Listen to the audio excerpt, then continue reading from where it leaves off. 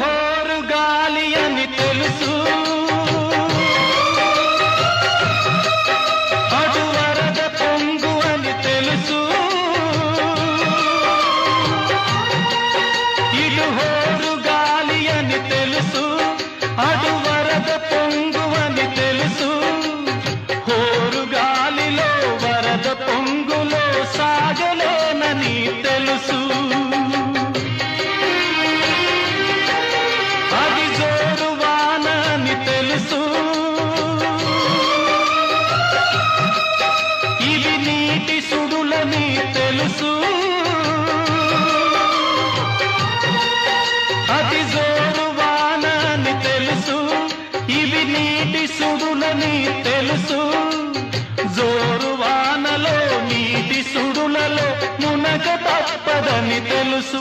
అయినా పడవ